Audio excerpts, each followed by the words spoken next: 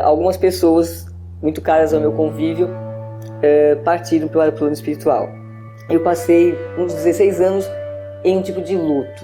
A Rádio Boa Nova e a TV Mundo Maior, elas são aquela companhia da qual você precisa e que te leva para a frente e te põe para cima nos momentos em que você procura respostas. Perceba essa necessidade de renovação.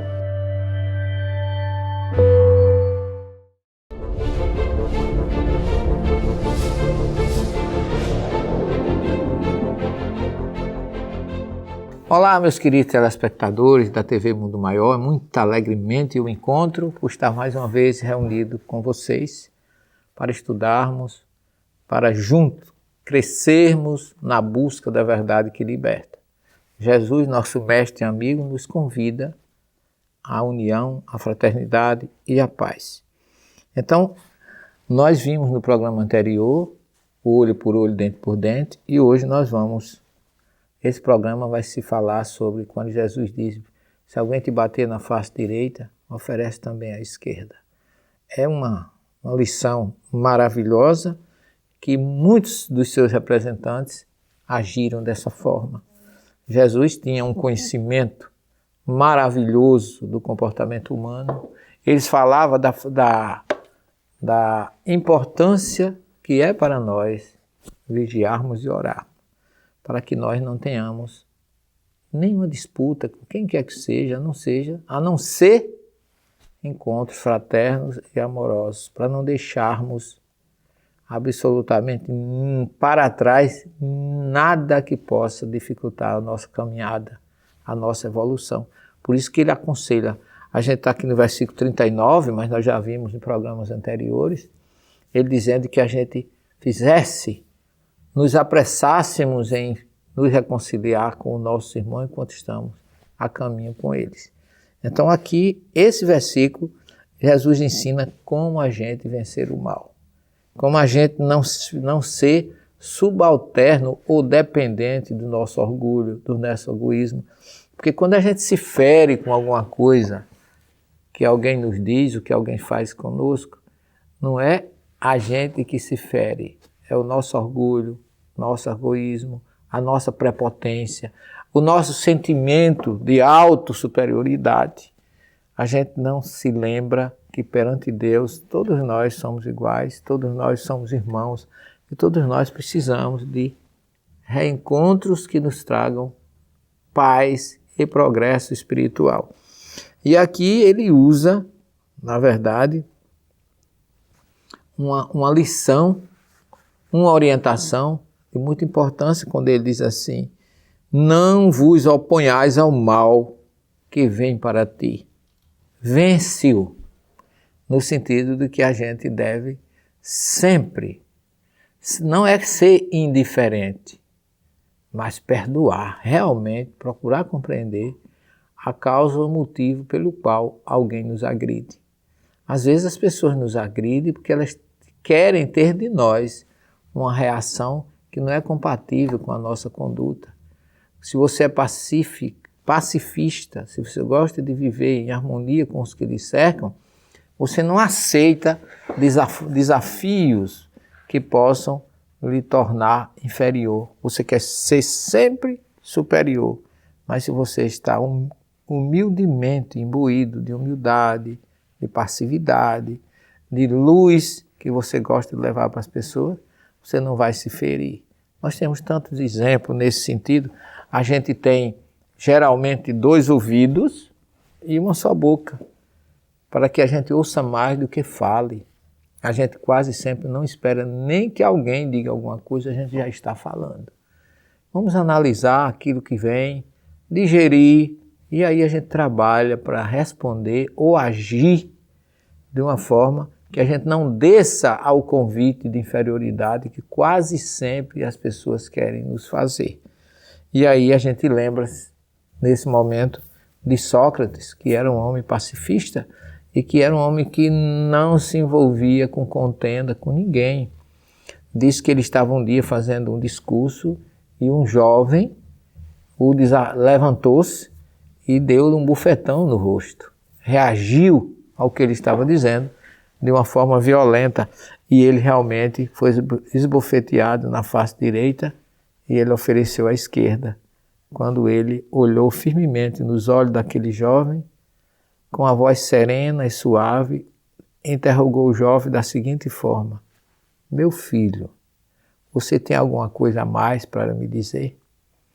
O jovem se sentiu tão desarmado que foi para casa e não conseguiu mais dormir aquela noite. No dia seguinte, ele foi procurar Sócrates para se justificar, para que ele pudesse perdoá-lo. E ele sempre envolvido de pessoas que o cercavam. Foi difícil para aquele jovem chegar junto dele, mas ele chegou, ajoelhou-se, beijou as mãos dele, ele o fez levantar e ele disse assim: meu mestre, eu vim aqui lhe pedir perdão, porque se o senhor não me perdoar, eu não sei o que será de mim. Eu não consegui dormir ontem, depois da agressão que eu fiz com o senhor, e eu obtive da sua parte uma resposta pacífica. E ele mais uma vez disse assim: mas perdoar de quê? Não está aqui mais o jovem que bateu, nem o homem que apanhou. Você mudou, meus parabéns. Isso é que se chama fazer com que a pessoa seja soerguida. Isso é oferecer a outra face, mas não por covardia, mas para fazer com que o outro também possa refletir sobre o seu gesto, sobre a sua atitude. E quando um não quer realmente, dois não brigam.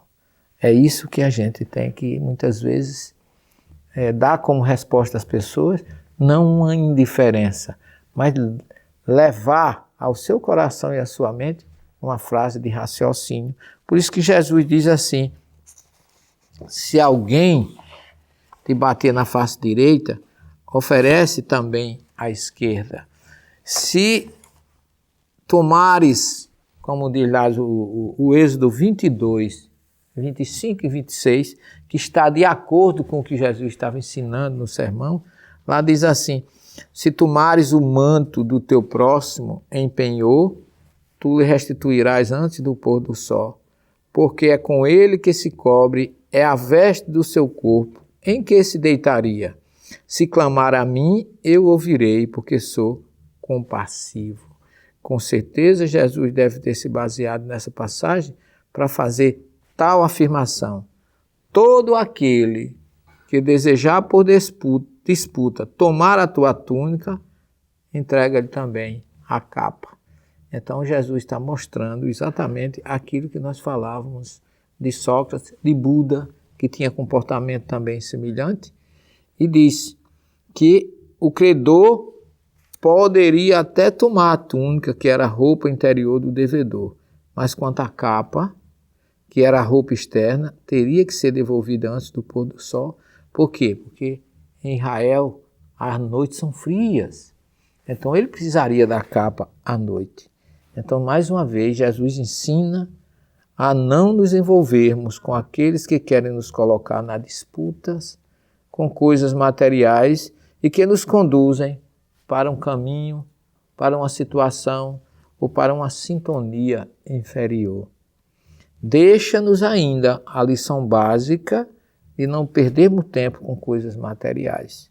Só as coisas do reino de Deus merecem ser dignas de busca.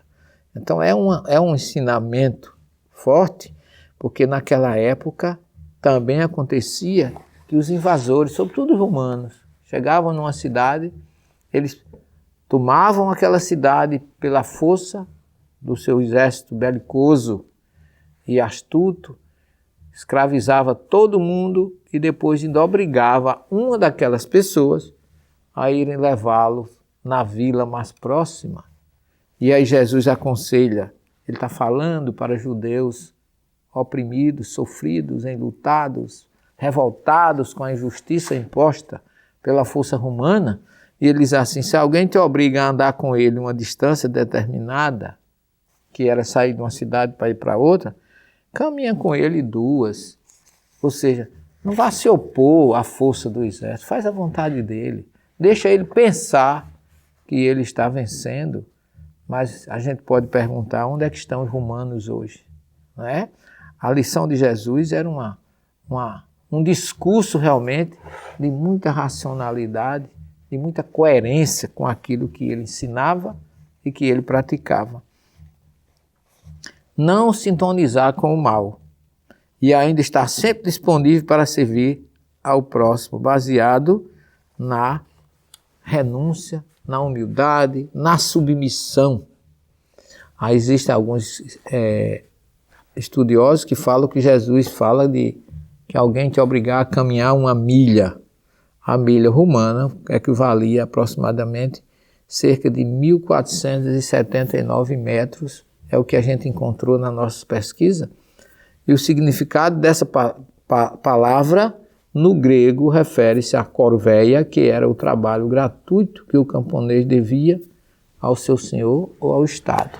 Então é uma orientação de Jesus que tem muita racionalidade e muita lógica, como sempre, né? Porque o hebraico fala de uma distância determinada. Kivrat, em hebraico, é distância determinada. Aqui o importante não é quantos metros, quantas milhas, quantos quilômetros. O importante é a lição de não deixar, como diz Jesus, de servir aquele que nos procura e ainda fazer mais do que eles esperam de nós. Que mundo maravilhoso Jesus plantou para nós. Infelizmente, os homens ainda não sintonizaram com isso.